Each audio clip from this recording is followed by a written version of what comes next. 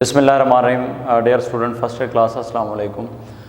First year class आज हम एक चैप्टर नंबर 1 का एक इम्पोर्टेंट तरीन टॉपिक जो है जो हमारा रह गया था, आज उसको हमने इंशाल्लाह कंप्लीट करना है। और टॉपिक का टाइटल है जी क्लोनिंग। Very very important. सबसे पहले तो पेपर पॉइंट ऑफ व्यू से ये आपका अहम तरीन लॉन्ग क्वेश्चन काउंट होता है क्लोनिंग पे। ये आपका लॉन्ग क्वेश्चन है, ठीक है जी। बाद दफ़े इसमें शार्ट आ जाता है MCQs, लेकिन 12 दफ़ा ना ये सवाल जो है ये बतौर लॉन्ग क्वेश्चन आ चुका है पेपर में 4 नंबर के अंदर। Board DG Khan board specially इसके अंदर तो ये कई बार आ चुका है, और भी डिफरेंट बोर्ड्स के अंदर ये टॉपिक जो है बतौर लॉन्ग आता है। तो सबसे पहले जी क्लोनिंग की हम लोग अगर डिफ़ाइन करें तो क्लोनिंग जो है, मैं एक पॉइंट यहाँ पे आपको बताता चलूँ। ये ना हमारे पास एसेक्सुअल रिप्रोडक्शन का एक मेथड है। एसेक्सुअल रिप्रोडक्शन का एक मेथड है जिसके ज़रिए हम लोग क्या करते हैं। पहली बात आपने ये याद रखनी है कि क्लोनिंग एक एसेक्सुअल रिप्रोडक्टिव मेथड है, और इसमें होना क्या है, the production of genetically identical copies of organism by means of asexual reproduction, that is called cloning. तो मैंने यहाँ पे यही बात लिखी हुई है कि क्लोनिंग हमारे पास वो प्रोसीजर है जिसमें हम एसेक्सुअल रिप्रोडक्शन के नतीजे में, एसेक्सुअल रिप्रोडक्शन के ज़रिए हम बिल्कुल जानदारों को क्या करते हैं, हूबहू उसकी जेनेटिकली आइडेंटिकल कॉपीज़ जो है वो जानदार की तैयार करते हैं। तो यही बात यहाँ पे लिखी हुई है कि production of genetically identical copies of organism, कि हमारे पास जो जानदार हैं वो बिल्कुल हूबहू जेनेटिकली आइडेंटिकल होंगे।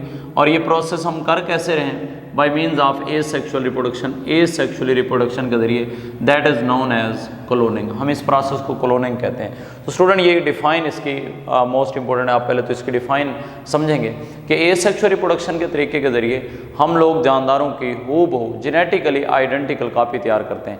जेनेटिकली का मतलब ये है कि जो जीन जिस तरह के पेरेंटल सेल के अंदर होंगे वैसे ही आगे किसके अंदर होंगे, नए बनने वाले ऑफस्प्रिंग या डॉटर सेल के अंदर होंगे। उसके बाद आते हैं हमारे पास एक और यहाँ पे वर्ड लिखा हुआ है क्लोन, कि क्लोनिंग क्या है। और cloning that is a procedure, ये प्रोसीजर है। और क्लोन हमारे पास क्या है, देखें जी। क्लोन फॉर एग्जांपल हम लोग ना एक पेरेंटल सेल लेते हैं ए, हमने इसको बिल्कुल एसेक्सुअल रिप्रोडक्शन करवा के बहुत सारे नए इंडिविजुअल बनाए, जैसे कि मैं यहाँ पे शो कर रहा हूँ ए, इस तरह हमने ना बहुत सारे न्यू इंडिविजुअल बनाए। जब भी आप क्लोन की बात करेंगे तो क्लोन में याद रखिएगा पेरेंटल ऑर्गेनिज्म और साथ न्यूली फॉर्म्ड जो ऑफस्प्रिंग है, इन सब को मजमूई तौर पे हम क्लोन कहते हैं। मतलब उसमें बाज़ दफ़ा स्टूडेंट ये समझ लेते हैं कि शायद जो न्यूली प्रोड्यूस्ड ऑफस्प्रिंग है शायद वो क्लोन में आते हैं, तो ऐसा बिल्कुल नहीं है।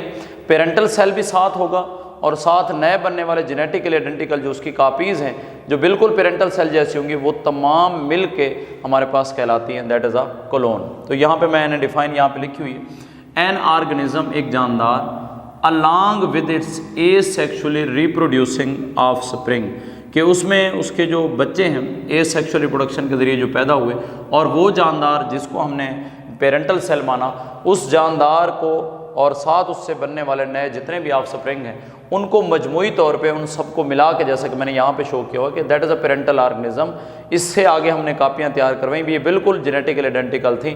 तो इन सब को मजमूई तौर पे हम कहते हैं कि ये क्या बना रहे हैं, एक क्लोन बना रहे हैं। उसके बाद अगला पॉइंट लिखा हुआ है कि जितने भी मेंबर होंगे क्लोन के अंदर, स्टूडेंट याद रखिएगा, वो बिल्कुल जेनेटिकली आइडेंटिकल होंगे। उस वक्त तक ये जेनेटिकली आइडेंटिकल होंगे जब तक म्यूटेशन नहीं होती, यानी एक्सेप्ट द म्यूटेशन अगर कभी कभार ऐसे होता है कि जीन्स के अंदर या DNA के अंदर चेंज आ जाता है, तो वो जो जीन या DNA के अंदर चेंज का आना है, हम इस प्रोसेस को म्यूटेशन कहते हैं। तो उस वक्त तक ये क्लोन बिल्कुल नए बनने वाले जितने भी मेंबर हैं क्लोन के अंदर वो जेनेटिकली आइडेंटिकल होंगे, लेकिन उस वक्त तक के जब तक उनमें म्यूटेशन ना हो। मतलब अगर म्यूटेशन हो जाती है तो ये बिल्कुल क्लियर कट चांसेस हैं कि नए ऑफस्प्रिंग जो है वो हूबहू जेनेटिकली आइडेंटिकल अपने पेरेंटल सेल जैसे नहीं हो सकते।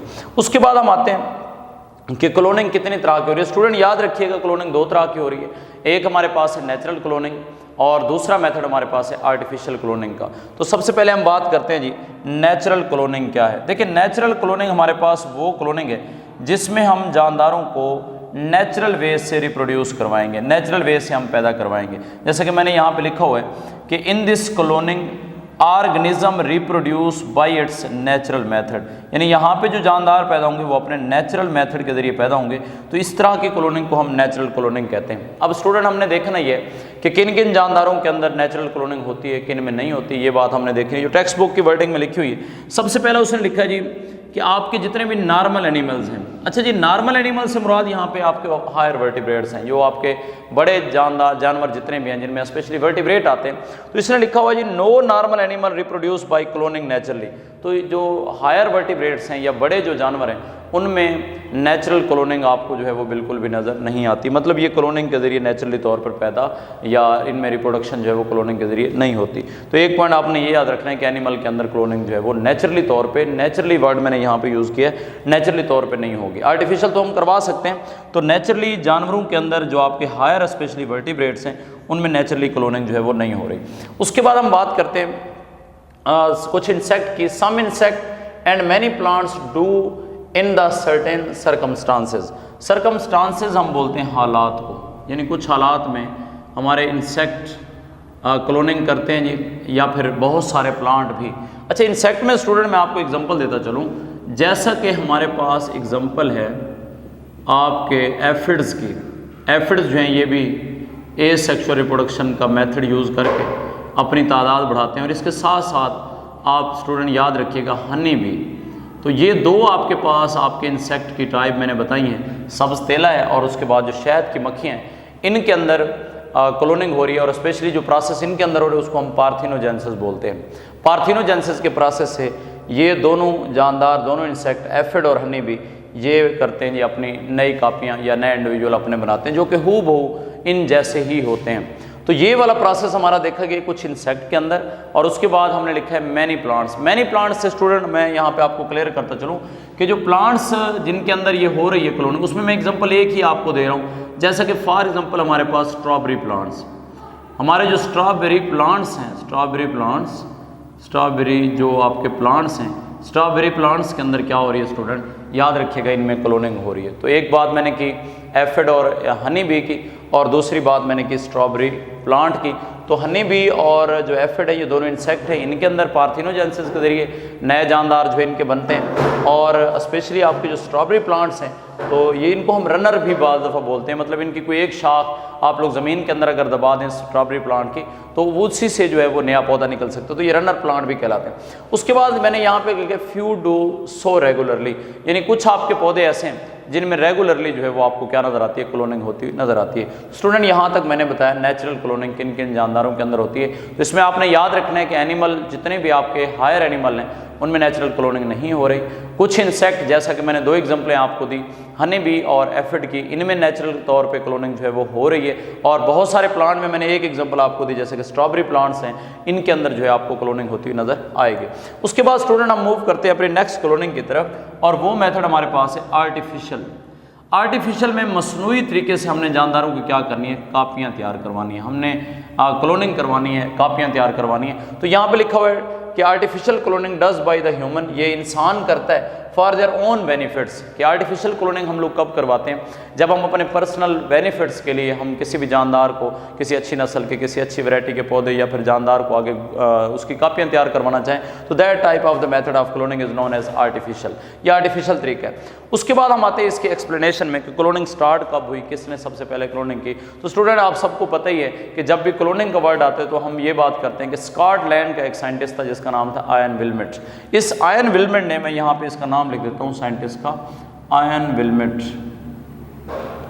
आयन विल्मेट जो है ये साइंटिस्ट था जी, विल्मेट। इस बंदे ने पहली दफ़ा, ये स्कॉटलैंड का रहने वाला था, नाम था आयन विल्मेट। इस बंदे ने जी सबसे पहली क्लोनिंग जो की वो 1997 में की, और ये स्कॉटलैंड का रहने वाला था। और क्लोनिंग किस जानदार के अंदर की गई, इन द शीप। और उस शीप का स्टूडेंट आप सबको ये पता ही है कि उस शीप का नाम इसने क्या रखा, उस शीप का नाम इसने डॉली रखा। तो ये आपने अपने माइंड में रखना है कि स्कॉटलैंड का रहने वाला साइंटिस्ट था, नाम था आयन विल्मेट। 1997 में इसने सबसे पहली क्लोनिंग जो इसकी सक्सेसफुल क्लोनिंग मानी जाती थी वो भेड़ के अंदर की, शीप के अंदर, और उस भेड़ का इसने नाम शुरू में क्या रखा, इसने डोली रखा।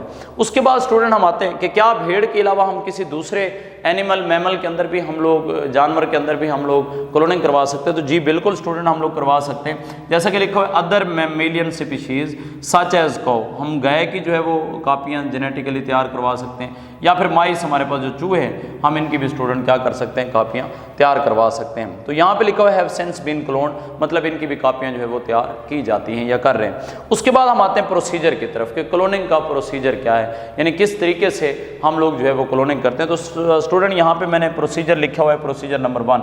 2 प्रोसीजर है, 1 बाय 1 इनको डिस्कस करते हैं। सबसे जो पहला प्रोसीजर है, a nucleus from the fertilized egg is remove, यानी सबसे पहले आपने क्या करना है प्रोसीजर नंबर 1 में, आपने एक फर्टिलाइज्ड एग लेना है। स्टूडेंट यहाँ पे फर्टिलाइज्ड एग से क्या मुराद है, यानी वो अंडा जिसके साथ स्पर्म मिल चुका है, फर्टिलाइजेशन जिसमें हो चुकी है, उस एग को हम लोग नाम देंगे that is called fertilised egg. सबसे पहले आपने क्या करना है, पहले स्टेप में आपने एक फर्टिलाइज्ड एग लेना है, और इसमें से आपने करना क्या है, a nucleus from a fully developed individual cell is inserted, इसके अंदर आपने अपनी पसंद के जानदार के सेल से न्यूक्लियस निकाल के इसमें डाल देना। अब कैसे करने मैं आपको समझाता हूँ। जैसे कि आपने सबसे पहले एक फर्टिलाइज्ड एग लिया, इस फर्टिलाइज्ड एग में से आप पहला काम ये करेंगे कि आप इसमें से न्यूक्लियस को निकाल दें। देखिए स्टूडेंट, मैंने यहाँ पे न्यूक्लियस को निकाला है। अब मैंने ना अपनी पसंद का एक सेल ले लिया, फुली डेवलप इंडिविजुअल का, एक मुकम्मल जानदार जो था उसका एक सेल लिया, और उससे अपनी पसंद का जो जानदार था उसका सेल लिया, उसके न्यूक्लियस निकाले, और न्यूक्लियस मैंने जो निकाला वो डाल दिया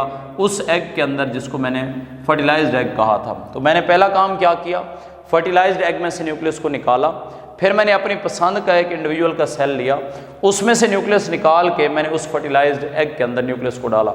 अब जब मैंने अपनी पसंद का न्यूक्लियस उस फर्टिलाइज्ड एग के अंदर स्टूडेंट डाल दिया, तो अब मैं क्या करूँगा, and its place Altered zygote, अब मेरे पास जो जाइगोट बना है वो बिल्कुल चेंज हो चुका है, and then placed in the suitable womb, अब मैं वो जो तब्दील शुदा जाइगोट है स्टूडेंट, मैं उसको एक सूटेबल वोम या बच्चेदानी के अंदर जो है वो रख दूंगा। तो जैसे ही मैंने उसको सूटेबल वोम के अंदर रखा है, where at complete stage development, वहाँ पे ये अपनी मुकम्मल डेवलपमेंट जो है, यानी स्टेप 1 से ये अपनी यानी ऑर्गेनोजेनेसिस होगी, पूरे के पूरे टाइम ड्यूरेशन लेने के बाद तब जाके कहीं ये जानदार बनेगा। तो ये हमने पॉइंट अपना याद रखना है कि हमने जैसे ही जाइगोट चेंज किया, उसका न्यूक्लियस हमने चेंज किया, तो न्यूक्लियस चेंज करने के बाद हमने इसको डालना है कहाँ पे, सूटेबल वोम के अंदर। तो अब आते हैं हम लोग नेक्स्ट प्रोसीजर की तरफ कि जो नया बनने वाला जानदार होगा in this way that is genetically identical, वो बिल्कुल हूबहू अपने पेरेंटल सेल जैसा होगा, और उस सेल जैसा होगा स्टूडेंट जिससे हमने क्या लिया है, जिससे हमने न्यूक्लियस लिया। तो बाज़ दफ़ा ये MCQs आ जाता है कि क्लोनिंग के जरिए बनने वाला जो नया जानदार होगा वो किस सेल जैसा होगा, क्या फर्टिलाइज्ड एग जो हमने पहले लिया था उस जानदार जैसा होगा, या फिर जिस जानदार का आपने अपनी पसंद का न्यूक्लियस जो है वो चेंज किया है तो उस जैसा होगा। तो स्टूडेंट यहाँ पे आपने पॉइंट याद रखना है कि जो क्लोन पैदा होगा इंडिविजुअल हमारे पास नया, वो जो न्यूक्लियस हमने इस्तेमाल किया है वो उस जैसा होगा। मतलब जिस जानदार का आपने अपनी पसंद का न्यूक्लियस निकाल के उस फर्टिलाइज्ड एग के अंदर आपने डाला था, तो जो न्यूक्लियस आपने लिया उस न्यूक्लियस जैसा नया क्या बनेगा, जानदार बनेगा। तो एक पॉइंट आपने ये याद रखना है। उसके बाद हम आते हैं कि क्लोनिंग को हम लोग therefore by cloning many copies of desire genotype are made, हम लोग अपनी पसंद के जेनेटिक मेकअप वाले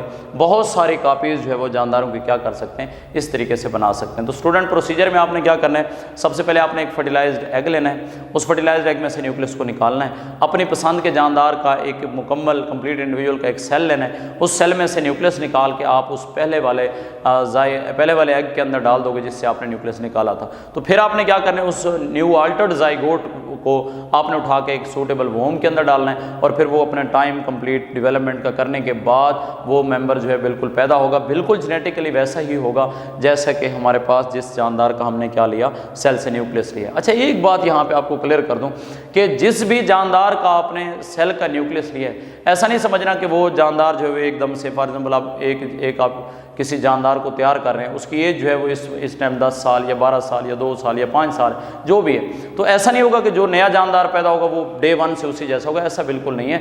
बल्कि जब वो पैदा होगा तो वो अपनी कंप्लीट डेवलपमेंट करने के बाद वो पैदा वैसे ही होगा, वो बिल्कुल उसी तरह, और जब वो उस स्टेज पे पहुंचेगा तो वो बिल्कुल उस जैसे जानदार बिल्कुल नजर आएगा। तो एक बात आपने याद रखनी है कि वो जेनेटिकल आइडेंटिकल होगा। जेनेटिकल आइडेंटिकल का मतलब ये है कि उसमें जेनेटिक मेकअप बिल्कुल उसी जानदार जैसा होगा जिसका हमने न्यूक्लियस लिया है। उसके बाद स्टूडेंट हम मूव करते हैं प्रोसीजर नंबर 2 की तरफ। प्रोसीजर नंबर 2 में मैंने यहाँ पे एक बात लिखी हुई है कि development of identical twins. Identical twins का मतलब होता है जुड़वां बच्चे, यानी जुड़वां बच्चे जो है ये बाज़ दफ़ा ये भी पैदा हो जाते हैं जुड़वां बच्चे, आइडेंटिकल ट्विंस, ठीक है जी। तो इसमें क्या होता है कि सिंगल एग और एम्ब्रियो के माँ की बॉडी के अंदर एक सिंगल एम्ब्रियो जो है बाज़ दफ़ा वो सेपरेट होने लगता है, और सेपरेशन से होता ही है कि बाज़ दफ़ा एक ही जाइगोट होता है और उसमें डिवीजन होने के बाद वो सिर्फ एक इंडिविजुअल में वो कन्वर्ट हो जाता है। तो इस तरह से तो जस्ट एक इंडिविजुअल बना। लेकिन जब आइडेंटिकल ट्विंस की बात आती है तो स्टूडेंट इसमें याद रखिएगा जो नया बनने वाला जानदार होगा वो एक आपने फर्टिलाइज्ड जाइगोट लिया, तो जाइगोट जो है इसमें इसके 2 सेल जो है वो ऐसे डिवाइड हो जाते हैं, बिल्कुल ऐसे जैसे ही ये डिवाइड होंगे तो आगे जब नेक्स्ट डिवीजन होगी तो इनसे 2 हूबहू सेम ऑफस्प्रिंग जो है वो जनरेट हो जाएंगे इन सेल से, बिल्कुल ऐसे। मतलब एक जानदार यहाँ पे बन जाएगा और एक जानदार यहाँ पे बन जाएगा और वो बिल्कुल एक ही जैसे होंगे। मतलब अगर आइडेंटिकल का वर्ड हमने यूज़ किया है तो इसका मतलब वो दोनों, अगर लड़कियाँ होंगी तो वो फीमेल होंगी तो फीमेल ही होंगे, अगर वो मेल पैदा होंगे तो वो बिल्कुल क्या होंगे, मेल पैदा होंगे। तो यहाँ पर मैंने बताया कि अमूमन ये होता है कि हमारे पास एक ही फर्टिलाइज्ड हमने जाइगोट लिया और उससे एक ही इंडिविजुअल बनता है। लेकिन जब आइडेंटिकल ट्विंस की बात आती है तो वो एक जाइगोट जो है वो पहले 2 में डिवाइड होता है और उसमें न्यूक्लियस बराबर डिवाइड होते हैं, साइटोप्लाज्म बराबर डिवाइड हो जाता है और उसके बाद फिर वो जो एम्ब्रियो है वो सेपरेट होकर 2 नए सेल में कन्वर्ट होते हैं और फिर उनसे क्या बनते हैं, अलग अलग से 2 इंडिविजुअल बनते हैं। तो that process called identical twins, इसको हम आइडेंटिकल ट्विंस का नाम जो है वो देते हैं। तो यहाँ पर यही लिखा हुआ है कि a single egg or embryo is divided, कि एक एम्ब्रियो जो है वो तकसीम हो जाता है, जैसे कि मैंने यहाँ पे डायग्राम में दिखाया कि एग जो है वो तकसीम हो रहा है, एम्ब्रियो तकसीम हो रहा है और इससे क्या हो रहा है, सेपरेट एम्ब्रियोज और 2 अलग अलग एम्ब्रियो बनते हैं। That process the production of identical twins, और ये वो प्रोसेस है जिसमें हमारे जुड़वां बच्चे जो है, जुड़वां बहन भाई जो है वो पैदा होते हैं। तो ये आपने माइंड में रखना है कि आइडेंटिकल ट्विंस का कंसेप्ट है बिल्कुल प्रोसीजर नंबर 2 के अंदर। उसके बाद स्टूडेंट हम लोग बात करते हैं कि आइडेंटिकल ट्विंस में जो जानदार नए बनेंगे, जो नए इंडिविजुअल बनेंगे वो जेनेटिकली बिल्कुल सेम होंगे। लेकिन यहाँ पे एक बात लिखी हुई है कि इनके जो क्रोमोसोम होंगे इन जानदारों के अंदर, they carry the chromosome from both parents. ये आपने याद रखना है कि उनके अंदर नो डाउट कि वो जेनेटिकली दोनों इंडिविजुअल सेम हैं जो आइडेंटिकल ट्विंस पैदा हुए हैं, लेकिन उनमें आपने ये पॉइंट याद रखना है कि उनके अंदर जो क्रोमोसोम होंगे वो दोनों पेरेंट्स से आए होंगे, यानी माँ से भी आए होंगे और बाप से भी आए होंगे। उसके बाद आते हैं हम इंपॉर्टेंस ऑफ क्लोनिंग में। इंपॉर्टेंस ऑफ क्लोनिंग स्टूडेंट, बड़ी इसकी इंपॉर्टेंस है जी क्लोनिंग की। सबसे पहला पॉइंट आपके टेक्स्ट बुक में ये लिखा हुआ है कि हम लोग क्लोनिंग की मदद से यूजेनिक एम्स हासिल कर सकते हैं। What is meant by eugenic AIIMS, यहाँ पे मैंने लिखा हुआ है यूजेनिक एम्स का मतलब होता है अपनी बेहतरी के मकासद, मतलब अपने फ़ायदे के लिए जितने भी हमारे फ़ायदेमंद मकासद हैं हम उन तमाम को क्लोनिंग के ज़रिए क्या कर सकते हैं, हासिल कर सकते हैं। उसके बाद मैं आता हूँ कि हम लोग क्लोनिंग के ज़रिए कमर्शियल प्रोडक्शन कर सकते हैं वैल्यूएबल एनिमल्स की, जैसा कि मैंने एनिमल्स का यहाँ पे नाम लिखा हुआ है वैल्यूएबल एनिमल्स। कमर्शियल प्रोडक्शन क्या होती है स्टूडेंट, याद रखिएगा हम लोग कमर्शियल प्रोडक्शन से मुराद लेते हैं कि जिन एनिमल्स को हम लोग बेच कर हम उनसे अच्छा खासा जो है वो नफ़ा कमा सकें। तो अच्छी नस्ल के, जैसे कि उसने लिखा है नॉन पेडिग्री, मतलब ये कि हम वो जानवर बनाएंगे, वो जानवर क्लोनिंग के जरिए तैयार कर सकते हैं जिनका शजर नस्ब हम लोग जानते हैं, जैसा कि उसने लिखा है हॉर्सेस, जैसे कि हम अरबी नस्ल के घोड़े की अगर हम बात करें तो हम ये क्लोनिंग के जरिए बना सकते हैं। अब ये अच्छे खासे दामों जो है वो बिक जाते हैं, तो हमारे लिए ये प्रॉफिटेबल चीज़ है। उसके बाद हम फार्म में जितने भी आपके एनिमल्स हैं, जैसा कि काऊ हो गया, शीप हो गया, उसके बाद आपके बैल हो गए, ये सारे के सारे जानदार हम क्या कर सकते हैं, ये कैटल जितने भी आपके मवेशी फार्म के ऊपर जितने भी होते हैं ये भी हम क्या कर सकते हैं, क्लोनिंग के जरिए बना सकते हैं। उसके बाद स्टूडेंट हम आते हैं कि आपके बहुत सारे साइंटिस्ट ने क्लोनिंग की है जी ह्यूमन एम्ब्रियो की, इंसानी एम्ब्रियो की भी हम क्लोनिंग कर सकते हैं। अब जब साइंटिस्ट ने इंसान के एम्ब्रियो को क्लोन करके इंसान की हूबहू कॉपी बनाना शुरू की तो साइंटिस्ट का एक कंसेप्ट था कि हम लोग इस नए बनने वाले इंसान को हम यूज़ करेंगे एज अ ट्रांसप्लांट डोनर। मतलब फॉर एग्जांपल अगर मेरी कॉपी तैयार की जा रही है, मेरे जैसा नया जो है वो बंदा तैयार किया जा रहा है, नया इंसान तैयार किया जा रहा है, तो इन साइंटिस्ट से जब पूछा गया कि भाई आप क्यों न्यू जो है वो इंडिविजुअल पैदा कर रहे हो, न्यू इंसान पैदा, तो उन्होंने कहा भाई हम इसको ट्रांसप्लांट डोनर यूज़ करेंगे। अब ट्रांसप्लांट डोनर का मतलब क्या है? फॉर एग्जाम्पल मेरी जो है वो किडनी फेल हो जाती है, तो मैंने जो अपनी कॉपी साथ बना के बिल्कुल हूबहू वैसी तैयार की हुई है मेरी जैसी, तो मैं उसमें से किडनी उठा के क्या करूँगा, इस पहले वाले शख्स के अंदर डाल दूंगा। तो ये कंसेप्ट था आपके साइंटिस्ट का कि उन्होंने इंसान के एम्ब्रियो से नया इंसान जो है वो बनाना शुरू किया एसेक्सुअल रिप्रोडक्शन के ज़रिए। और कंसेप्ट क्या था उनका कि हम इस नए इंसान को क्या करेंगे, as a transplant donor use करेंगे। लेकिन बाद में आपके, क्योंकि हम लोग मुस्लिम कंट्री से बिलोंग करते हैं, मुसलमान हैं, अल्लाह ताला की ज़ात पे हम बिलीव करते हैं, तो इस पे बहुत ज़्यादा कंट्रोवर्सी आ गई। तो ये टोटली तौर पे जो ह्यूमन एम्ब्रियो की क्लोनिंग है इसको बाद में क्या किया गया, बैन कर दिया गया, इसको रोक दिया गया कि इंसानी क्लोनिंग जो है वो ये एक बहुत बड़ा कंट्रोवर्सल एक प्रोसीजर है, एक तजाद वाली बात थी, क्योंकि इंसान की तख्लीक तो हम ये बिलीव कर रहे हैं कि अल्लाह ताला की ज़ात ने जो है वो की है, तो उसकी कापी बनाना ये थोड़ा सा एक मायूब सी बात थी। तो इस वजह से फिर इस ह्यूमन एम्ब्रियो की प्रोडक्शन या क्लोनिंग पे टोटली क्या कर दिया गया स्टूडेंट, बैन कर दिया गया। तो आज का हमारा टॉपिक था जी क्लोनिंग पे, वेरी इंपॉर्टेंट लॉन्ग क्वेश्चन, इसको अच्छे से आपने समझना है, प्रोसीजर इसके समझने हैं और आपने यहाँ तक इसको कंप्लीट करना है। आज स्टूडेंट हमारा चैप्टर नंबर 1 जो है वो बिल्कुल फुल एंड फाइनल कंप्लीट हो गया। इंशाल्लाह कल हम चैप्टर नंबर 2 से स्टार्ट लेंगे। अल्लाह हाफिज़।